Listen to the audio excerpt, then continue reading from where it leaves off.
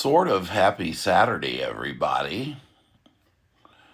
How many of you watched the fecal storm in the Oval Office yesterday with Donald Trump, J.D. Vance ganging up on Vladimir Zelensky, the president of Ukraine? How many of you saw the bullying, the complete arrogant disrespect of a man who is trying to save his country from a foreign power that invaded and started a war 3 years ago? How many of you saw that? If you didn't, or if you did, you need to look at it again, because Donald Trump embodies the arrogance of the oligarchy, the arrogant belief that people are disposable.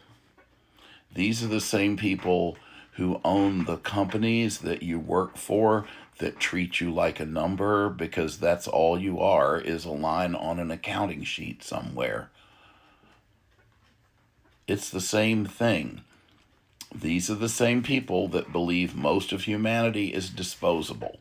Most of humanity, unless it's either making them money or spending money in their products so that they're getting the money back, and otherwise, human beings have no value, no worth, nothing. In their darkest moments, they don't care if lots of people die because they don't matter. That's why they're not doing anything about the environment. That's why they're not doing anything about all the other ills. That's why they've stopped USAID in other countries, because their attitude is these are all third world people. They don't have any money to spend and they don't work for us, so they have no value. And that is what this administration embodies. People, human beings have no value unless they are productively making money for the wealthy. Now that's what the oligarchy is. And if you don't see it yet, you will soon enough.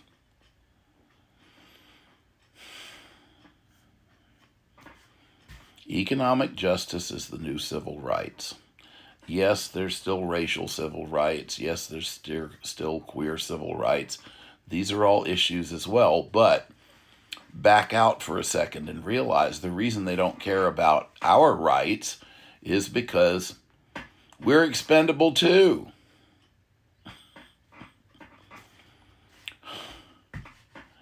But what drives it all is the staunch belief that most of humanity is unworthy to exist. But they'll put up with us as long as we're making the money, but when we're not making the money anymore, it's goodbye, and turning us out into a very cold future with very few, if any, options. And men in your 50s and going older than that, you're feeling it the most, even if you have a reasonably good skill set. There's a whole line of 20-somethings outside the door who are glad to come in and take your job for half the money and take twice the bullshit from your boss. And that's what this world turned into, 20, 30 years ago. And this is why so many of the MAGA types are so angry. And then, of course, Fox News and Newsmax tells them that the reason they're so unhappy is because the liberal Democrats gave their reward to someone darker than them. And when you already have only spent your lifetime thinking about yourself, makes sense, and you're not going to question it. Well, now we all have a lot of reason to question it, because guess what? We've been lied to for decades. And the people lying to us are the people where we spend our money, the large corporations of the world, the wealthiest billionaire class. They've just been raking it in and being very discreet about it. But the big secret they don't want any of us to know is that we have no value unless we are making them money. And Donald Trump had it on full display yesterday when he basically told Zelensky, you don't have any cards in this game, you're a loser, etc., etc. He's already lining up to carve up Ukraine with Vladimir Putin, which is why he couldn't even offer any security guarantees.